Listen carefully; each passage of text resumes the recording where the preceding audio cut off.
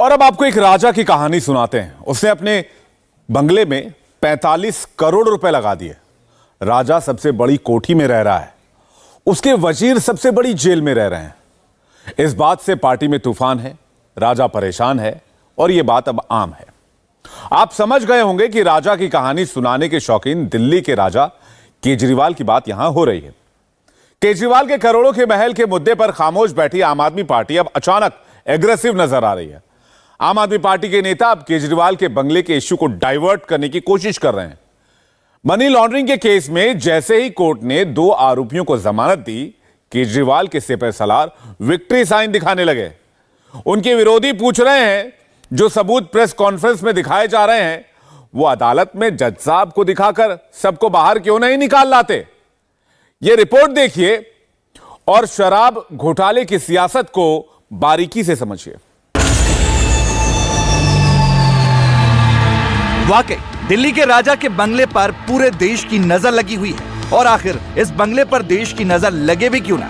45 करोड़ रुपए जो लगे हैं, इसे सजाने संवारने में 8 लाख का पर्दा, 10-10 लाख की टीवी, 6 करोड़ रुपए का वियतनामी मार्बल। राजा जी के इस बंगले की हर बात निराली है।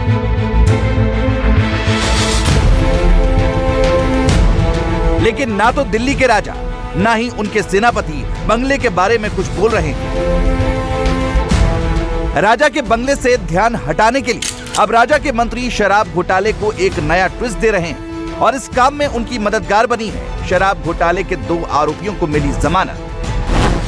राजेश जोशी और गौतम मल्होत्रा नाम के ये वही 2 आरोपी हैं जिन्हें दिल्ली की राउज एवेन्यू कोर्ट ने जमानत दी है। इन्हें मिली जमानत और बेल ऑर्डर में कही गई बातों को आम आदमी पार्टी ने अपनी ढाल बना लिया है। अरविंद केजरीवाल हो, आतिशी मार्लेना, सौरभ भारद्वाज, राघव चड्ढा या फिर मनीष सिसोदिया, ये सभी नेता इन 2 आरोपियों को मिली जमानत के आधार पर आम आदमी पार्टी को क्लीन चिट दे रहे हैं और शराब घोटाले को बोगस करार दे रहे हैं। शराब घोटाले में मनी लॉन्ड्रिंग के केस में ये पहला मामला है जिसमें आरोपियों को जमानत मिली है।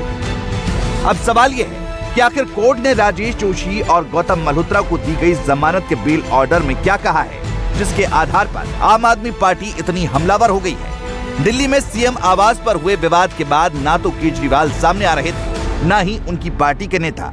लेकिन कल से अचानक आम आदमी पार्टी के सारे नेता धड़ाधड़ प्रेस कॉन्फ्रेंस कर रहे हैं। तो सबसे पहले ये जान लीजिए कि राजेश जोशी और गौतम मल्होत्रा हैं कौन। राजेश जोशी एक मीडिया पब्लिसिटी कंपनी के मालिक हैं। उन्होंने गोवा विधानसभा चुनाव में आम आदमी पार्टी के प्रचार का काम किया था, जबकि गौतम मल्होत्रा शिरोमणि अकाली दल के पूर्व विधायक और शराब कारोबारी दीप मल्होत्रा के बेटे हैं। गौतम शराब बनाने वाली बड़ी कंपनी ओएसएस ग्रुप के डायरेक्टर हैं। ये दोनों ही शराब घोटाले में मनी लॉन्ड्रिंग के आरोपी हैं। लेकिन 6 मई को कोर्ट ने इन दोनों को रेगुलर बेल दे दी। राजेश जोशी और गौतम मल्होत्रा को बेल देते हुए कोर्ट ने कहा कि इन दोनों के खिलाफ जो सबूत पेश किए गए हैं वो नाकाफी है। इन सबूतों के आधार पर यह नहीं कहा जा सकता कि इनके खिलाफ दायर किया गया केस प्राइमा फेसाई जेन्युइन है।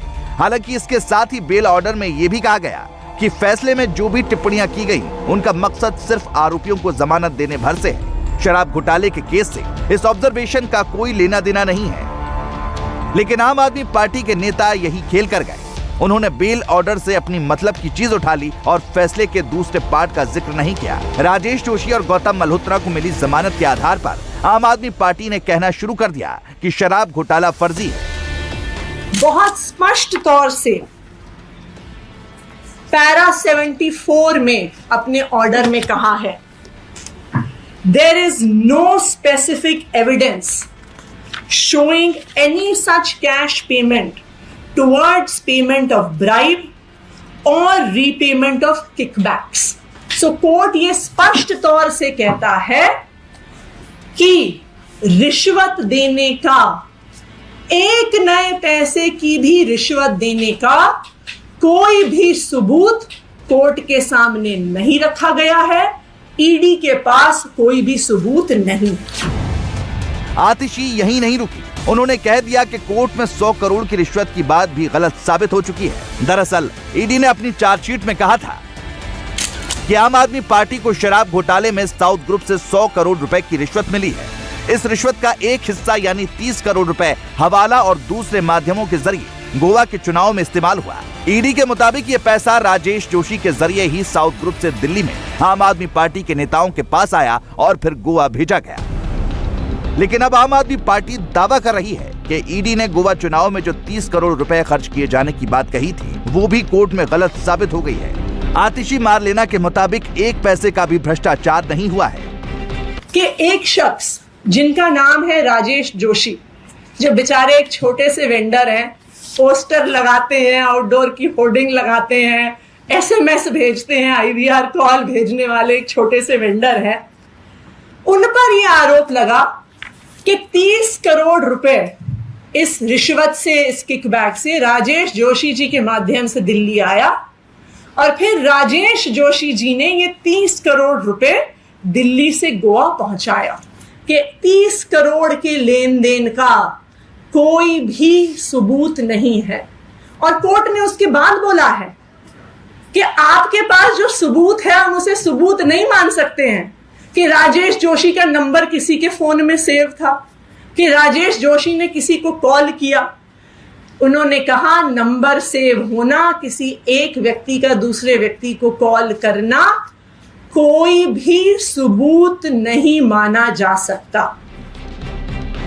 आम आदमी पार्टी ने तो सिर्फ 2 आरोपियों को मिली जमानत के आधार पर यह दावा कर दिया कि शराब घोटाला फर्जी है, बीजेपी की साजिश है। चूंकि आम आदमी पार्टी ने सोशल मीडिया से लेकर मेन स्ट्रीम मीडिया तक इस बात को बड़े पैमाने से प्रसारित कर दिया, तो बीजेपी ने इसका जवाब देने के लिए अपने उन नेताओं को मैदान में उतारा जो वकील भी हैं। आम आदमी पार्टी को जवाब देने के लिए बीजेपी की तरफ से सामने आए मीनाक्षी लेखी और गौरव भाटिया। मीनाक्षी लेखी ने कहा कि जज ने बेल ऑर्डर में साफ साफ लिखा है कि जो भी ऑब्जर्वेशन है वो सिर्फ जमानत के लिए है, शराब घोटाले के केस से इसका कोई लेना देना नहीं है। लेकिन आम आदमी पार्टी अधूरा सच बताकर लोगों को गुमराह कर रही है।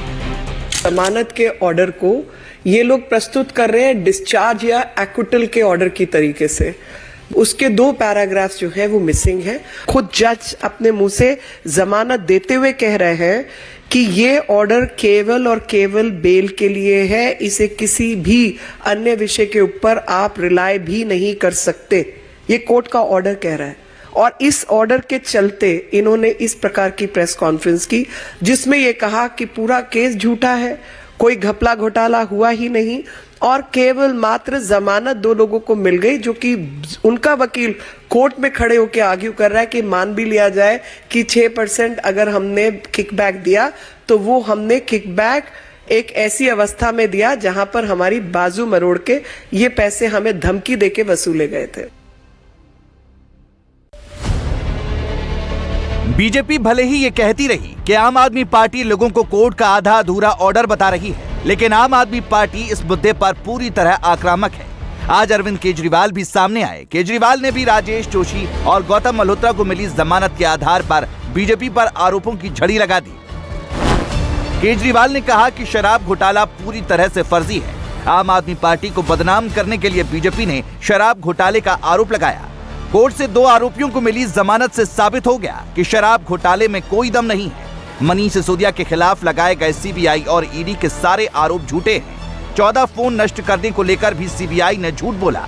केजरीवाल ने दावा किया कि आम आदमी पार्टी के नेताओं को शराब घोटाले में फंसाने का ऑर्डर प्रधानमंत्री ऑफिस से आया है। सीबीआई और ईडी से सबूत मैन्युफैक्चर करने को कहा जा रहा है। कोर्ट से 2 आरोपियों को मिली जमानत से केजरीवाल इतने खुश हैं कि वो कह रहे हैं कि आम आदमी पार्टी को ईमानदारी का सर्टिफिकेट मिल गया है। लेकिन बीजेपी कह रही है कि केजरीवाल ने इससे पहले ईमानदारी का सर्टिफिकेट सत्येंद्र जैन और मनीष सिसोदिया को भी दिया था, लेकिन वो जेल में। अगला नंबर केजरीवाल का है। अब 6 मई को जो कोर्ट का ऑर्डर आया, उस कोर्ट के ऑर्डर में लिखा है कि राजेश जोशी एक भी पैसा लाने का कोई सबूत नहीं है, कि राजेश जोशी कोई एक भी पैसा साउथ लॉबी से लेके दिल्ली में लेके आया। 30 करोड़ तो दूर की बात है। तो जब राजेश जोशी एक भी पैसा लेके नहीं आया, साउथ वालों ने पैसा दिया नहीं, आम आदमी पार्टी के नेतृत्व को पैसा मिला नहीं, तो सारा का सारा केस तो ख़त्म हो गया। दूसरा आरोप इन्होंने ये लगाया कि 100 करोड़ रुपया जो ये रिश्वत ली गई, ये गोवा के चुनाव में खर्च की गई।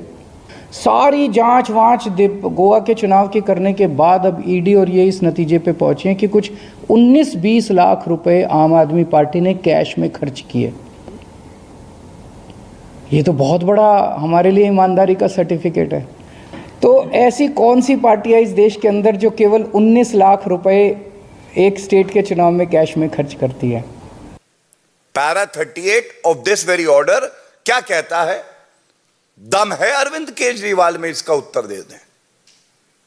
यह कहता है, पहला, as already discussed, the applicant Rajesh Joshi is not in the liquor business and admittedly he was also not a participant in any of the meetings which allegedly took place between the other co-accused or conspirators of the above criminal conspiracy. मतलब किसी meeting में नहीं गया, इसलिए bell दी। लेकिन मनीष सिसोदिया तो meeting खुद करवा रहे थे। दूसरी बात, he was also admittedly not a part of the cartels. Arvind Kejriwal तो खुद कार्टेल बनवा रहे थे। जो शराब के ठेकेदार हैं वो बता रहे थे कि शराब नीति दिल्ली की क्या होगी। मनीष सिसोदिया तो झांकी है, अरविंद केजरीवाल अभी बाकी है। केजरीवाल का नंबर कब आएगा भी या नहीं, ये तो सीबीआई और ईडी को ही पता होगा। लेकिन मनीष सिसोदिया की मुश्किलें कम नहीं हो रही। आज उन्हें राउज एवेन्यू कोर्ट में पेश किया गया और कोर्ट ने उन्हें 23 मई तक रिमांड पर भेज दिया। हालांकि कोर्ट ने ईडी से कहा है कि वो मनीष सिसोदिया को चार्जशीट की ई कॉपी दे। आज पेशी पर आए सिसोदिया ने कहा कि बीजेपी कितनी भी कोशिश कर ले, दिल्ली के काम नहीं रुकेंगे। शराब नीति में दूसरे आरोपियों को जमानत मिली है, क्या कहेंगे?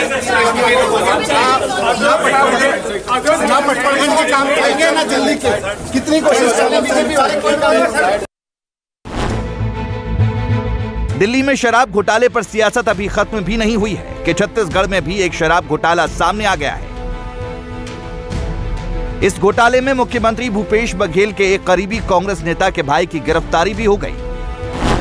ईडी ने इस मामले में शराब कारोबारी अनवर ढेबर को गिरफ्तार किया है। अनवर ढेबर कांग्रेस के नेता और रायपुर के मेयर एजाज ढेबर के भाई हैं। ईडी के मुताबिक एक सिंडिकेट बनाकर इस शराब घोटाले को अंजाम दिया गया। ईडी का कहना है कि सिंडिकेट में high level state government officer, private persons और पॉलिटिकल एग्जीक्यूटिव शामिल है। आईएएस अनिल टुटेजा इस सिंडिकेट के किंग पिन बताए जा रहे हैं। 2003 बैच के आईएएस अनिल टुटेजा इस वक्त छत्तीसगढ़ में इंडस्ट्री एंड कॉमर्स डिपार्टमेंट में ज्वाइंट सेक्रेटरी हैं। ये शराब घोटाला 2019 से 2022 के बीच का बताया जा रहा है। छत्तीसगढ़ में इसी साल चुनाव होने हैं। ऐसे में अब इस पर सियासत गर्मा गई है। छत्तीसगढ़ के सीएम भूपेश बघेल आरोप लगा रहे हैं कि ईडी तो अब बीजेपी का चुनावी एजेंट बन गया है। बघेल कह रहे हैं कि छत्तीसगढ़ में बीजेपी कमजोर है, इसीलिए वो ईडी की मदद ले रही है। कोयला में 500 करोड़ के बोले, इसमें 2000 करोड़ बोल रहे हैं, लेकिन कोई चलाचल संपत्ति जब्त किया आपने? अब किया है तो कितने का किया है? 3 साल से आप जांच कर रहे हो, आईटी और ईडी यहां लगे हुए हैं। चलाचल संपत्ति कहां जाएगा? क्यों जब्त नहीं किए? वो कितनी राशि है? आवाज कर रहे हैं 2000 करोड़। तो ये आरोप है वो पूर्णतः मिथ्या है, गलत है, निंदनीय है।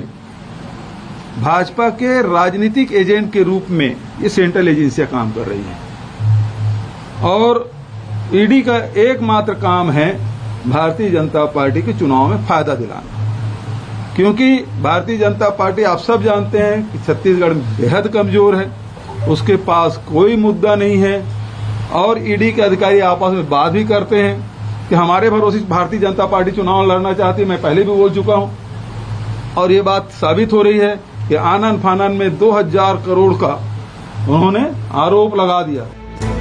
इंडिया टीवी हर वक्त हर जगह डाउनलोड करने के लिए सर्च करें India TV news Google play store या ऐप स्टोर पर।